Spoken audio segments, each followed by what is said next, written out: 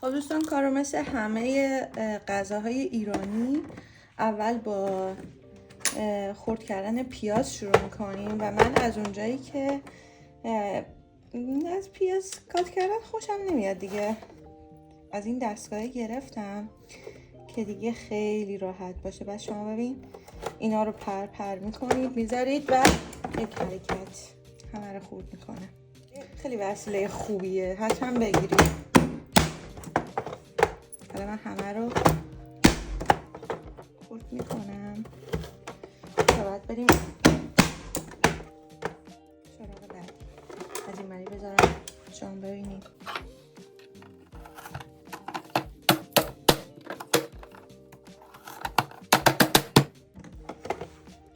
تموم شد. خیلی راحت و سه سوته. سایز رو ببین شما، کوچولو کوچولو. خب بریم که پیازا رو اول سرخ بکنیم. برای یک ماکارونی خوب همونطور که همتون میدونید متاسفانه چرب خیلی قرمز باشه. حالا من یه مقدار روغن زدم، البته این گوشت من خودش چربی خوبی داره. گوشتم هم گوشت گاوه، به خاطر اینکه گوشت گاو بوی خیلی کمتری داره، یعنی بوی چربی نمیده. یعنی به نظر من گوشت فن فقط واسه توی خورشتای خوبه که خیلی ادویه بزنی، مثل قرمه سبزی که سبزیجات خیلی معطری دارن، یا توی مثلا کباب کوبیده، مخصوصا اگه روی زغال درستش کنین که بوی دود اونا رو بگیره. در غیر این صورت گوشت گاو خیلی خوبه چون اصلا هیچ بویی نمیده.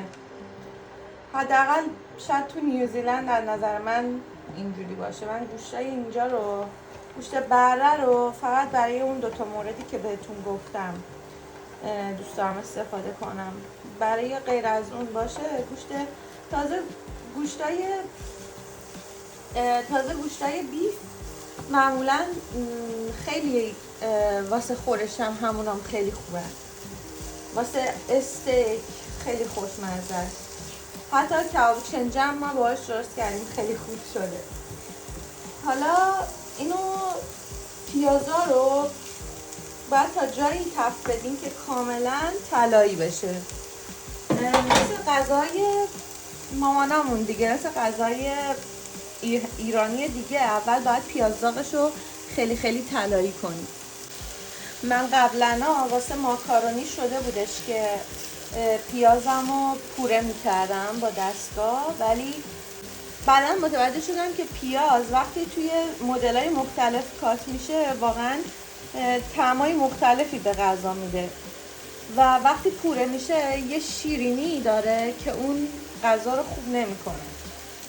بنابراین واسه ماکارونی حتما سعی کنید نگینی بزنید. نگینی خیلی خوبه، هم توی غذاتون خوشگل میشه، همین که واقعا اون مزه ماکارونی دهه 60 که بچگیامون مامانامون درست میکردن و میده دیگه اینجوری.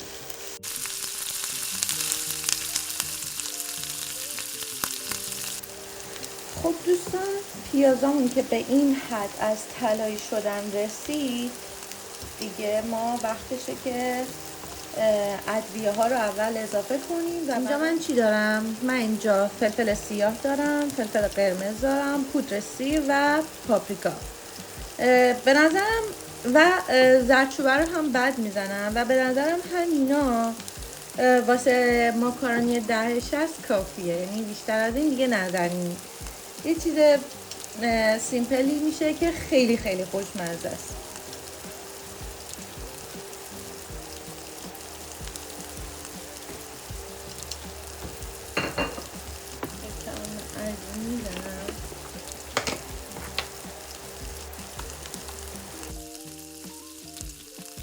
زردچوبه رو چون من دوست دارم یکم بیشتر میزنم، واقعا رنگ غذا رو خوشگل میکنه. حالا گوشت رو میریزیم. گوشت رو هم سعی کنید قبل از اینکه خیلی خودش رو بگیره سریع بکوبیدش اینجوری تا دون دون بشه بافتش. البته این گوشت من با دنده درشت انگار چرخ شده ولی بازم ایتس اوکی. به نظر من بافتش خیلی خوبه. فقط سعی کنید بافتش رو باز کنید.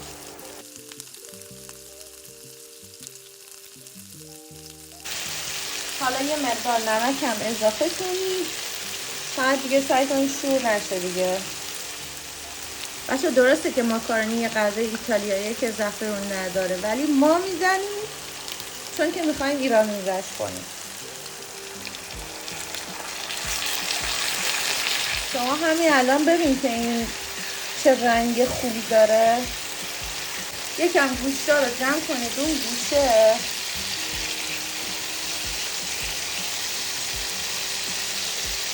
و حالا قراره که رب باید بکنم. من میخوام از این رب استفاده بکنم. دوستایی که توی استرالیا و نیوزیلند هستن میتونن اینو پیدا بکنن. قیمتش خیلی ارزونه. توی ویدیویی که از فروشگاه پکنسه به نیوزیلند گرفتم اینو نشون دادم. خیلی کوچولوه، 170 گرمه و واسه یه بار مصرف دیگه، یعنی اصلا به کفک زدن و اینا نمیرسه. خیلی خوبه. یه دونه 170 گرمی رو کامل بزنم واسه یه بسته ماکارونی 500 گرمی.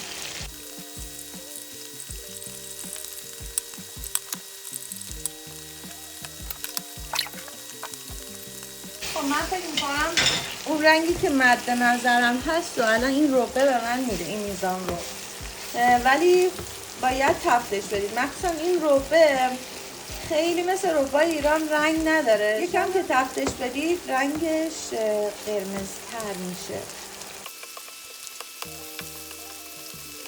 همین سس ماکارونی الان انقدر خوشمزه است بانو. من وقتی که ایران بودم مامانم هر وقت ماکارونی درست میکرد همیشه یه کاسه جدا از این گوشته واسه من میذاشت کنار. حالا یا قبل از غذا با نون میخوردمش یا در حین غذا گوشت اضافه داشتم. آره دیگه مامانم همیشه هوامو داشت. یه توجه ویژه تری تو این زمینه. از همینجا بهش میگم که خیلی دوست دارم مامان. خب به نظرم این الان رنگی که من مد نظرم بود و به من داد. هم میزان پختش کافیه هم رنگش. خب مهمونه ناخونده رو داریم وسط ویدیو ماکارونی.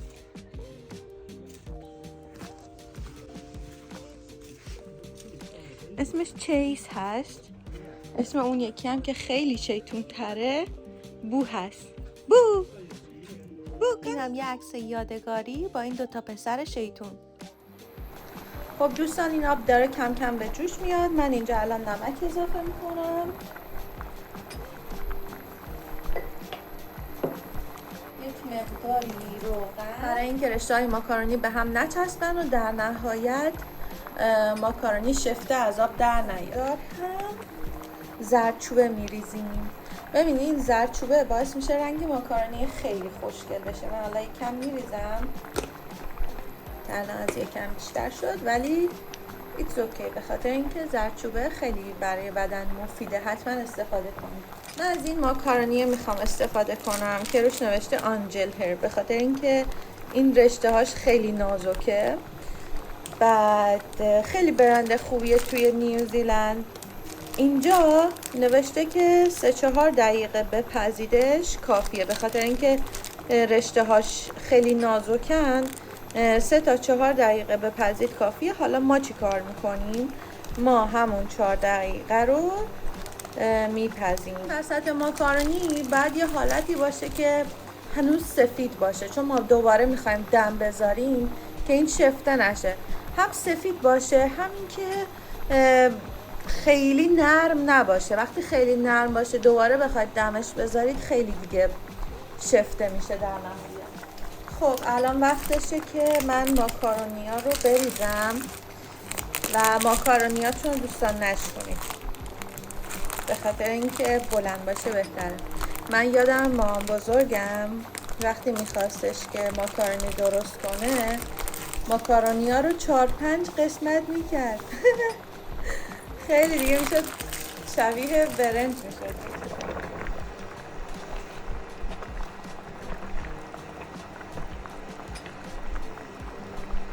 ببینید این چقدر الان نرم داره تکون میخوره.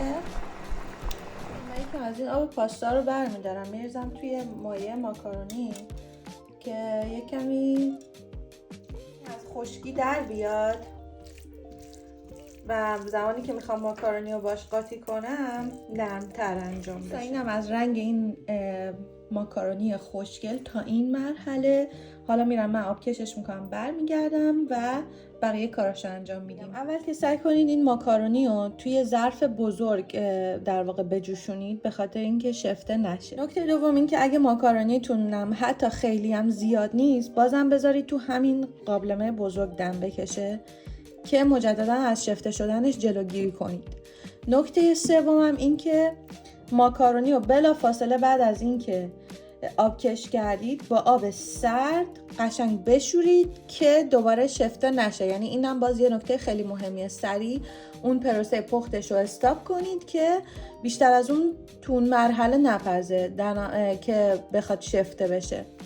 اینم نکته سوم. حالا من تصمیم دارم امروز ماکارونی رو با ته‌دیگ ماکارونی درست بکنم. یه مقدار روغن بریزید. متاسفانه راز ته‌دیگ خوب اینه که روغنش زیاد باشه. یکم آب.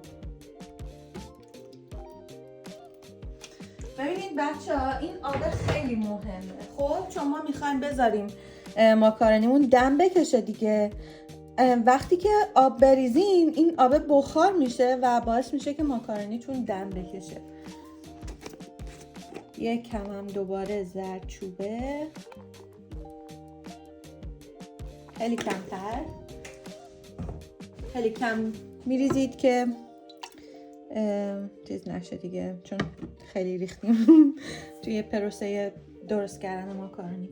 حالا هم ماکارونی ها رو قبل از اینکه گوشت بزنید یه لایه بریزید این ته.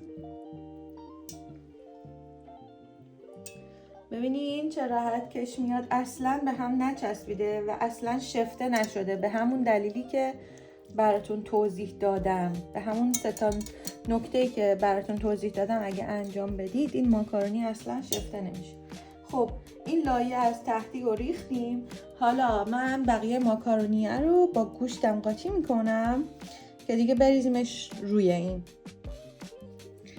خب برای اینکه ماکارونی کاملا همه ماکارونیمون به این گوشت آغشته بشه، من تصمیم گرفتم که مخلوط کردنش رو با دست انجام بدم و به خاطر همین رفتم دستکش پوشیدم. حالا همه ماکارونی رو میریزیم این تو. سعی کنید آبش رو هم بچکونید تو همون اینجا، یعنی آب اضافه با خودش نیارید. و حالا هر جوری که در توانتون هست اینو مخلوطش کنید که یه دست بشه. وای چه رنگی، به این دیگه میشه از اون ماکارونی ها که وقتی میخوری تمام لب و دهن و همه قرمز و نارنجی میشن. اگر که اون سه تا نکته‌ای که بهتون گفتم و انجام ندید ماکارونیتون شفته میشه، مخصوصا وقتی که بخواید اینجوری همش بزنید و چنگش بزنید دیگه واقعا هیچی ازش نمیمونه، خیلی بد میشه. حالا من همین رو دیگه منتقل میکنم تو قابلمه بغلی. این وضعیت دست منه. اگه قرار باشه با دست بخورید همین شکلی میشه دستتون. خب دوستان من میخوام از این اجاق تکشله استفاده کنم برای ادامه مراحل، چون میخوام که یه ته‌دیگ حسابی کرانچی داشته باشم و اون با گازای برقی من فکر میکنم خیلی خوب در نمیاد. یعنی این نظر من، بخاطر اینکه اون شعله‌اش اون حرارتی که باید بده و به قابلمه نمیده که قابلمه رو حسابی داغ بکنه واسه یه ته‌دیگ خوب. و اینکه حتما یک پارچه‌ای رو به عنوان دمکش روی در قابلمه بذارید. حالا من دیگه میذارم این رو و ادامه نکات طلایی برای داشتن یه ته‌دیگ خوش رنگ رو بهتون میگم. خب دوستان من الان شعله گاز رو روشن کردم و حرارت به مدت 5 دقیقه 6 دقیقه باید بالای بالا باشه تا صدای اون جلیز و ویلیز رو بشنوید و اون بخار آبی که ریختیم اون ته در بیاد و بره توی لابلای ماکارونی. حالا اول 5-6 دقیقه با شعله خیلی بالا، به مدت 50 دقیقه تا 1 ساعت باید روی شعله خیلی خیلی کم باشه، روی شعله خیلی خیلی کم تا اون تهدیگ خوب ببنده.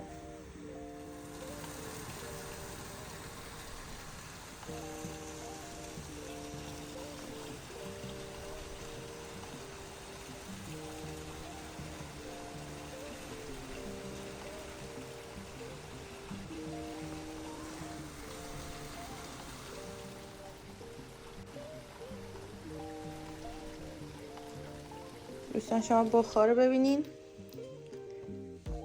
این بخاره مهمه. تا وقتی که این بخاره توی قابلمتون جمع نشده سعی کنید با شعله بازی بکنید، کم و زیادش کنید تا این بخاره به وسیله اون آب که ریختیم ایجاد بشه. حتما این کار رو انجام بدید. بعدش که دیگه بخار ایجاد شد و دیدید که بخارتون ایجاد شده، شعله رو دیگه کم بکنید تا نسوزه. اگه بخواید با همون شعله زیاد ادامه بدید ممکنه که بسوزه غذاتون. شما اینجا رو ببین، تادا، چه بخاری پیچیده. به به. خب دوستان وقت این رسیده که ما این غذا رو بکشیم. فقط شما رنگ رو ببینید.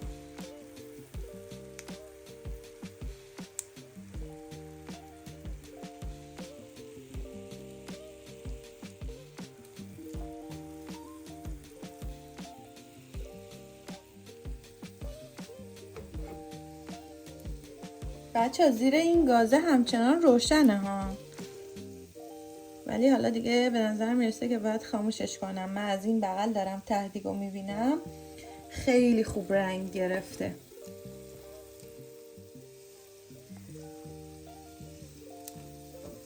بچه این بافتش عالیه، به هیچ عنوان حالت شفته‌ای نداره و اصلا رشته رشته است.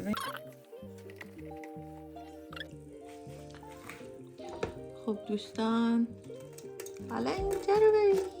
به به، اوه جر خورد. زوم تر کن. حالا من با یکم پیازچه اینجا رو تزیین میکنم. تقریبا هم تکیه کردم که خوشگل‌تر بشه. اینجا من حالا میخوام یکم پارمزان چیز بریزم. البته میدونم که تو دهه 60 پارمزان چیز نمیخوردن ولی حالا اب نداره، ما میریزیم. خیلی خوشگل میشه، انگار برف اومده رو ماکارونی. خوشم میاد خیلی ازش. خب دوستان اینم نتیجه نهایی ماکارونی. من و همایون تصمیم داریم که با هم دیگه یکم ازش تست کنیم و ببینیم دیگه چجوری شده.